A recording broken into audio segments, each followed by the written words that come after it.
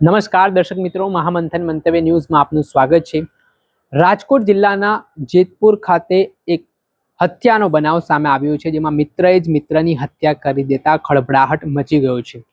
200 રૂપિયાની લેતી દેતીનો મામલો હતો અને જે યુવકે જે આરોપી છે તેના માતા વિશે અભદ્ર શબ્દનો ઉપયોગ કર્યો અને તેને જીવ ગુમાવવો પડ્યો।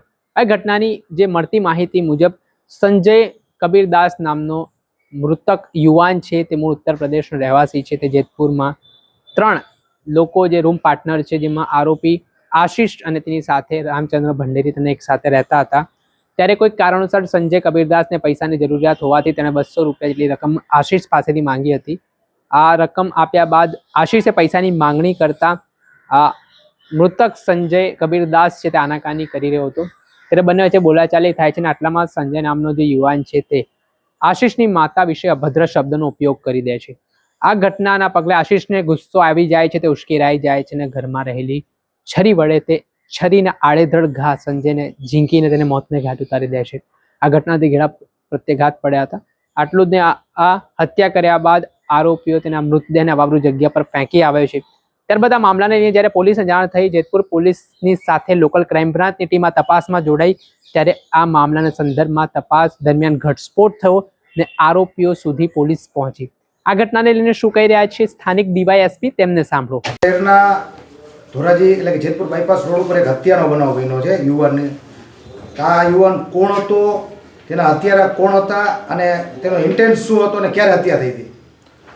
જેતપુર ઉદ્યોગનગર પોલીસ સ્ટેશનમાં એક હત્યાનો બનાવ બનવા પામેલ છે, જેમાં મરણ જનાર છે સંજય શ્રીરામ કબીરદાસ કરીને છે, જે પણ યુપીનો છે, અને આરોપી તરીકે જે સામે આવેલ છે તે આશિષ અવસ્થી છે, અને બીજો છે રામચંદ્ર ભંડાણી, એ પણ યુપીના જ છે। આ ત્રણેય જણા અને એક ચોથો એનો જે કોન્ટ્રાક્ટર છે, એ ચારેય એક જ રૂમમાં ભાડે રહેતા હતા। કોન્ટ્રાક્ટર 14 તારીખે સુરત મુકામે ગયેલ હતો અને આ 3 જણા જ્યારે રૂમમાં હતા ત્યારે મરણ જનાર અને આશિષ અવસ્થી વચ્ચે બોલાચાલી થતાં એ બંનેને રકઝક થયેલ હતી અને રકઝક બાદ આશિષ અવસ્થીએ તેમને ચાકુના ઘા મારી અને સંજય કબીરદાસને મોતને ઘાટ ઉતારેલ છે।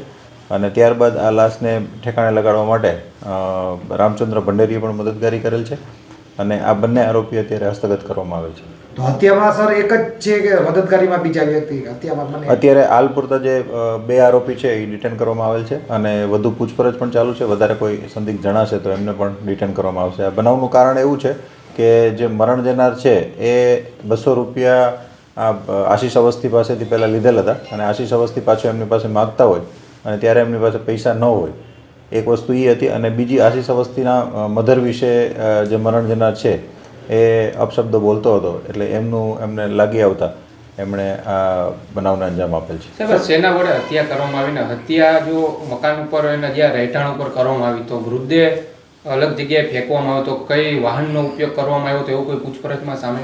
હા, જે બનાવ બનેલ છે તે એની ઓરડીમાં બનેલ છે। ત્યારે ફક્ત 3 જણા જ એ રૂમમાં હતા, આશિષ અવસ્થી, રામચંદ્ર અને જે મરણ જનાર છે સંજયની હત્યા કરવામાં જે હથિયાર વપરાયેલ છે તેમાં જે શાક સુધારવાનું જે ચાકુ હોય છે મોટું, એ વાપરવામાં આવેલ છે અને એક ચમચા ઉપર લોહીનું નિશાન મળેલ છે, એટલે એમને પણ FSLમાં મોકલવામાં આવશે। હત્યા નિપજાવ્યા બાદ રાત્રે આ બંને જણા છે એક મોટરસાઇકલનો ઉપયોગ કરી અને અન્ય જગ્યાએ જે જૂનું મનીષા કારખાનું છે તેમની જે દિવાલ છે એમની પાછળ અવાવરૂ જગ્યા છે ત્યાં આ લોકો ડેડ બોડીને નાખી આવ્યા હતા। આપે સાંભળ્યા હતા રાજકોટ ગ્રામ્યના ડીવાયએસપી, તેમણે આ મામલે ખુલાસો કર્યો છે। આ ઘટનામાં ગણતરીના કલાકોમાં ભેદ ઉકેલાઈ ગયો છે ને આમાં માતા વિશે અભદ્ર ટિપ્પણી જે છે મૃતક યુવાન દ્વારા કરવામાં આવી હતી ને તે વાત ક્યાંક ને ક્યાંક આરોપી છે તેને સહન ના થઈને તેણે આ જે પગલું ભર્યું, તેણે આ હત્યા નિપજાવી, તેના મામલે હવે તેની સામે હત્યા અંગેનો ગુનો નોંધવામાં આવ્યો છે। તેમને જેલના સળિયા પાછળ ધકેલવાની પણ તજવીજ પોલીસ દ્વારા હાથ ધરી છે।